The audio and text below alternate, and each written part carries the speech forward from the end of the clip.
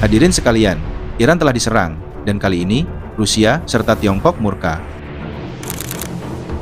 Какая будет ваша реакция России и ваши первые действия? Я даже обсуждать такой возможности не желаю. 美国袭击伊朗核设施，严重违反联合国宪章宗旨和原则，加剧中东紧张局势。 Banyak orang mengira Amerika hanya unjuk kekuatan seperti biasa, tapi mereka lupa satu hal penting. Kali ini, Amerika tidak sedang berhadapan dengan negara lemah. Mereka sedang bermain api dengan dua adidaya sekaligus. Kenapa? Karena ini bukan lagi soal senjata nuklir.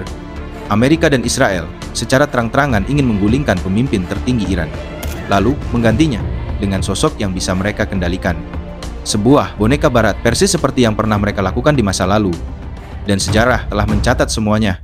US President Donald Trump has mentioned the possibility of regime change in Iran. The regime change. Order we received from our commander-in-chief was focused, it was powerful, and it was clear. We devastated the Iranian nuclear program. The Israeli Prime Minister was planning an assassination of the supreme leader. We attacked in the dead of night. These pictures from Isfahan of the US assault on Iranian nuclear sites. Setiap kali ada pemimpin yang berani menentang Barat, Amerika turun tangan. Mereka menjatuhkannya, lalu menggantinya dengan boneka yang tunduk pada kepentingan mereka. Di Iran, mereka menggulingkan Perdana Menteri Mossadegh demi melindungi kepentingan minyak. Di Chile, mereka menjatuhkan Presiden Salvador Allende, alasannya tambang tembaga milik korporasi Amerika. Dan di Guatemala, mereka melancarkan kudeta militer. Hanya untuk satu hal, menjaga lahan perusahaan pisang. Operation PD success, the U.S. sent the military into Guatemala To overthrow the government that is threatening American interests in the region. These conflicts also took on an international dimension when U.S. geopolitical and business interests got involved, as they often did. Jika Amerika pernah berperang demi pisang, maka tentu saja mereka tak akan ragu berperang demi bom nuklir. Tapi kali ini, mereka mungkin tak akan sendirian di medan tempur. Rusia dan Tiongkok bisa saja ikut turun tangan. Pertanyaannya sekarang, apa yang sebenarnya terjadi setelah serangan Amerika terhadap Iran? Mengapa Iran begitu penting bagi Rusia dan Tiongkok? Dan mungkinkah konflik ini menjadi awal dari perang dunia yang sesungguhnya?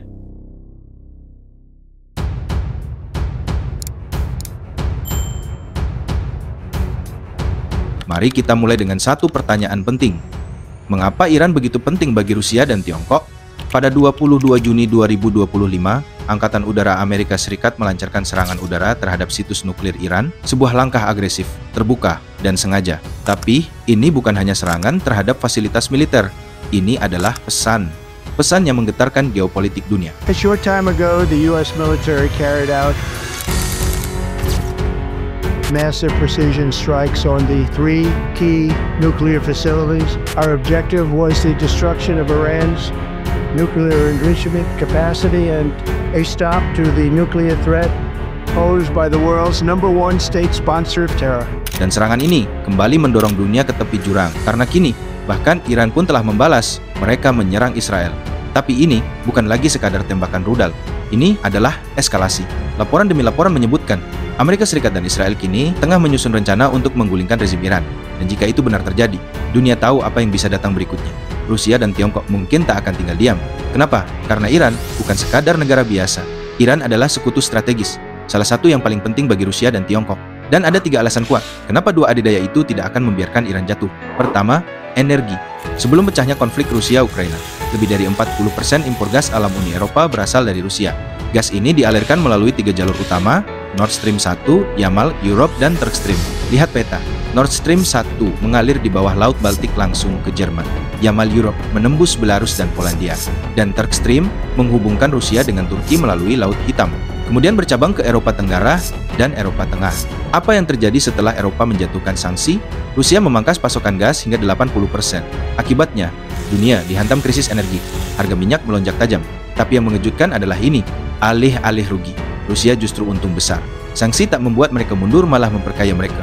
Bahkan setelah embargo dan pidato-pidato keras dari Brussels, pada Juni 2024, Eropa masih membayar Rusia 8,7 miliar euro untuk gas. Dan hingga Januari 2025, Rusia masih mengantongi 231 juta euro setiap hari dari ekspor gas alam. Vladimir Putin is able to prop up his economy despite those sanctions. Russia's economy has weathered the war and sanctions much better than many Western analysts forecast. Russia continues to make a lot of money from its energy exports. Over a decade of sanctions have not worked. Tapi sekarang, jika Amerika berhasil menempatkan seorang boneka sebagai penguasa Iran, maka Rusia akan kehilangan salah satu sumber kekuatan terbesarnya. Kenapa? Karena Iran memiliki cadangan gas alam terbesar kedua di dunia, sekitar 34 triliun meter kubik atau 16% dari total cadangan gas global. Namun hingga hari ini, karena sanksi internasional, Iran hanya memiliki jalur pipa ke Irak, Turki, dan Armenia. Tak satu pun yang langsung mengalir ke Eropa. Tapi bayangkan ini, jika rezim Iran digulingkan dan diganti oleh pemerintahan pro-Barat. Barat bisa langsung mendanai dan membangun jalur pipa baru dari Iran ke jantung Eropa. Dan faktanya, Iran sudah punya infrastrukturnya. Selama beberapa dekade terakhir, Iran telah membangun jaringan IGAT Iran Gas Trunk Lines, jalur pipa besar yang mengalir dari Kestan ke Ilam, lalu ke Kuristan dan Bazar menuju Turki. Tujuannya untuk menyalurkan gas ke Eropa lewat jaringan pipa Turki. Bahkan pernah ada satu proyek ambisius yang disebut Pipa Persia, rencana besar untuk memperpanjang IGAT 9 melewati Turki, lalu ke Yunani, Italia, Austria, Jerman, Prancis, bahkan hingga Spanyol. Seluruh rute ini kini dibekukan oleh sanksi. Tapi jika terjadi perubahan rezim dan pemimpin pro-Barat naik ke tampuk kekuasaan, rute-rute ini bisa saja diaktifkan kembali. Mungkin butuh waktu bertahun-tahun. Tapi saat itu terjadi Rusia akan kehilangan kendalinya atas pasar energi Eropa, pasar senilai miliaran dolar.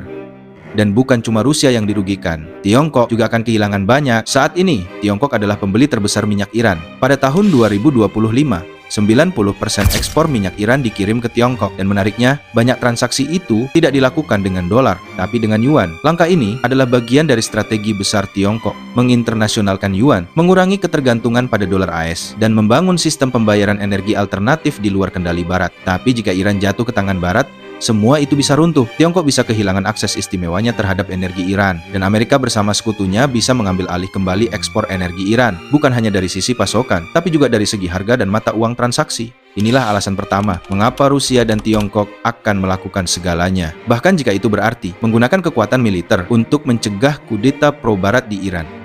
Alasan kedua adalah sesuatu yang sudah lama menghantui Tiongkok, sebuah jalur laut kecil dan sempit yang disebut Selat Malaka. This waterway is really important. It fuels nations, and it could be this global superpower's biggest weakness. This is the Malacca Strait.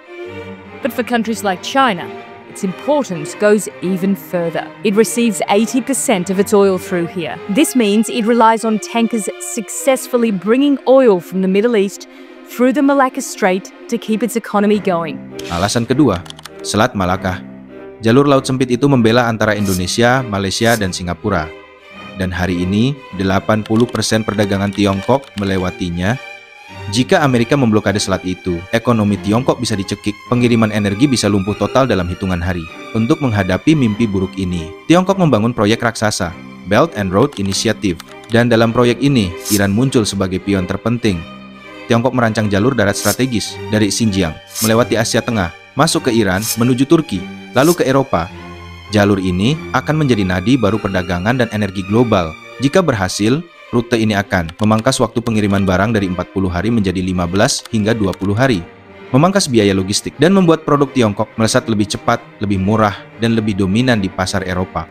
Tiongkok sudah menggelontorkan 1,3 triliun dolar ke dalam BRI, dan Iran adalah jantung dari jalur itu. Tanpa Iran, rute ini runtuh, dan mimpi Tiongkok untuk jadi poros perdagangan dunia ikut runtuh. Alasan ketiga, Iran sebagai perisai Rusia. Bagi Rusia, Iran bukan sekadar sekutu. Ia adalah benteng, sebuah perisai strategis. Karena di sekeliling Iran, musuh sudah mengepung. Di Irak, pangkalan militer Amerika. Di Suriah, kekuatan Barat mulai masuk. Di Teluk Persia, kapal induk AS mengepung dari Bahrain, Qatar, dan Kuwait. Jika Iran runtuh, Amerika akan punya jalur langsung ke perbatasan selatan Rusia. Rusia tahu itu. Itulah sebabnya mereka dan Iran telah melakukan lebih dari 5,000 latihan militer bersama, melakukan transfer senjata, saling berbagi intelijen, dan mengizinkan kapal perang Rusia bersandar rutin di pelabuhan Iran. Jika Iran jatuh ke tangan Amerika, Laut Kaspia bisa jadi milik NATO, dan itu bagi Rusia adalah mimpi buruk yang tak bisa dibiarkan. Alasan keempat, sinergi militer. Iran adalah tulang punggung operasi militer murah Rusia. Mereka memasok drone Shahed 136. Drone murah ini digunakan dalam perang Ukraina. menggantikan rudal jutaan dolar dengan serangan swarm bernilai ribuan dolar. Rusia bisa melumpuhkan Ukraina dengan biaya jauh lebih kecil. Tapi jika Iran tumbang, tak ada lagi drone murah, tak ada lagi swarm attack, dan biaya perang akan membengkak drastis. Dunia berdiri di ujung pisau. Bagi Rusia, Iran adalah benteng.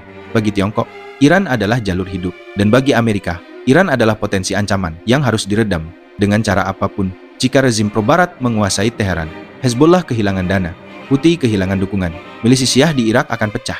Dampaknya, perang saudara, protes massal, destabilisasi kawasan, dan mungkin Arab Spring kedua yang lebih panjang, lebih mematikan, dan lebih global. Pertanyaan yang tersisa, apa yang akan dilakukan Rusia dan Tiongkok? Apakah mereka hanya akan veto di PBB? Atau mereka akan angkat senjata dan turun langsung ke medan perang? Jika ya, dunia tidak lagi bicara soal Iran. Dunia bicara tentang perang dunia. Dan jika senjata nuklir masuk ke meja perundingan, harga minyak akan meledak, inflasi global menggila, pasar jatuh, warung dan pasar lokal ikut terguncang, krisis energi, krisis pangan, krisis pengungsi, dan mungkin perang siber global. Sejarah sudah memberi peringatan. Perang dunia tampul dimulai dengan peluru. Perang dunia segua dimulai dengan ego. Perang dunia nuklir bisa dimulai hanya karena harga diri. Amerika mungkin punya kekuatan militer terbesar. Rusia punya hulu ledak terbanyak. Tiongkok punya kendali atas pasokan dunia. Tapi dalam perang nuklir, tak ada pemenang. Yang kalah adalah semua orang. Dan di tengah segala ketegangan ini, satu pertanyaan terakhir tersisa. Akankah umat manusia memilih harga diri atau perdamaian? Karena harapan terakhir kita bukan di senjata, bukan di diplomasi, bahkan bukan di para pemimpin dunia. Harapan terakhir itu adalah agar perang ini tidak pernah terjadi.